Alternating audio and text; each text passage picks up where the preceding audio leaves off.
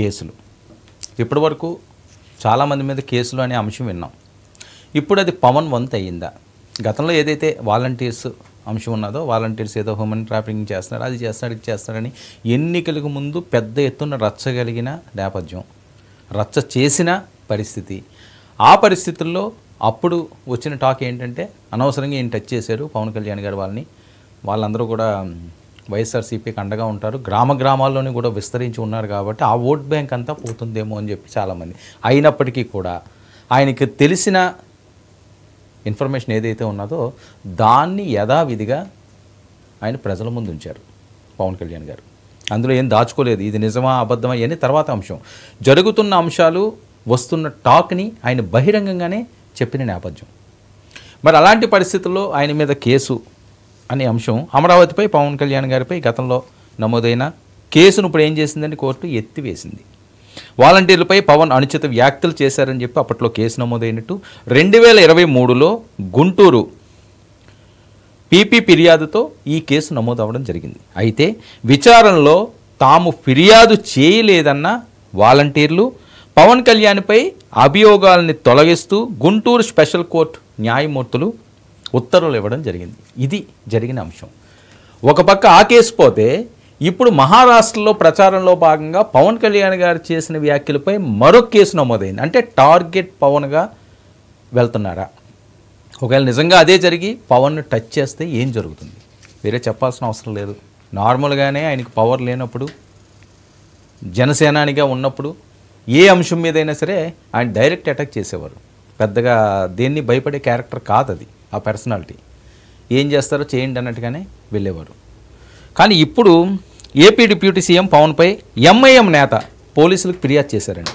ఏంటి ఫిర్యాదు చేశారంటే లీగల్ ఒపీనియన్ తీసుకుంటామన్న సివి ఆనంద్కి ఆయన ఒక ఫిర్యాదు చేయడం జరిగింది. హైదరాబాద్ రాజకీయ పరిస్థితులపై మహారాష్ట్రలో పవన్ కళ్యాణ్ గారు చేసిన వ్యాఖ్యలకి ఈ ఫిర్యాదు జరిగింది. గతంలో అక్బరుద్దీన్ చేసిన వ్యాఖ్యలపై దేశవ్యాప్తంగా దుమారం రేగింది. అదందరికీ తెలిసిన అంశమే. పోలీసులు 15 నిమిషాలు కళ్ళు మూసుకుంటే తామేంటో చూపిస్తామని ఆయన చేసిన కామెంట్స్ ఇప్పటికీ కూడా ఎవరూ మర్చిపోలేంది.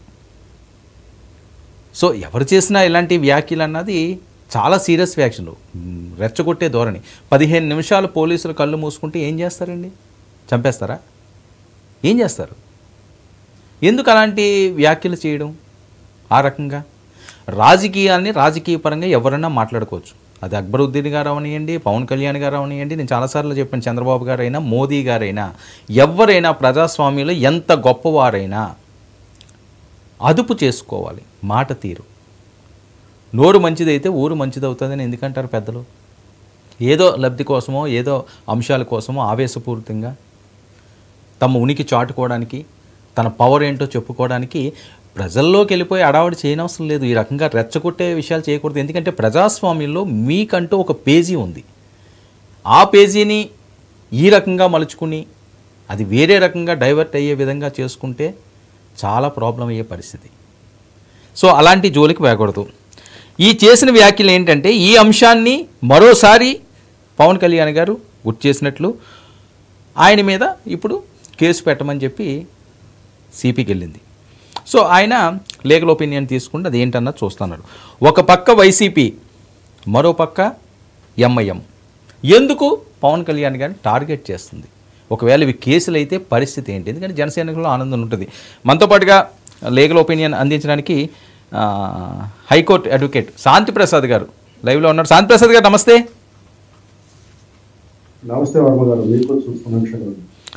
సార్, ఏదైతే వాలంటీర్లపై అనుచిత వ్యాఖ్యలు పవన్ కళ్యాణ్ గారు చేశారని ఎన్నికలకు ముందు చాలా పెద్ద ఎత్తున ప్రచారం జరిగిన అంశం, కానీ ఈరోజు దాన్ని ఆ కేసును ఎత్తివేసింది కోర్టు. ఏంటి ఇందులో ఉన్న అంశాలు ఏంటి, సెక్షన్లు ఏంటి, ఎందుకు ఎత్తేసినట్టు?